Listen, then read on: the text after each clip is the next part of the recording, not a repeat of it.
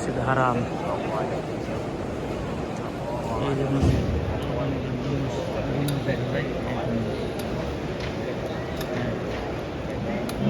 তিন ভাগ করে এক ভাগের মধ্যে নবীদের রোজা আর দুই ভাগ হইল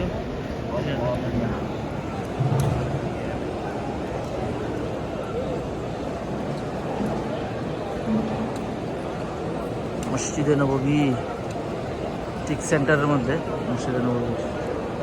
এশারের নামাজ শেষ, মানুষ যাইতেছে আস্তে আস্তে করে।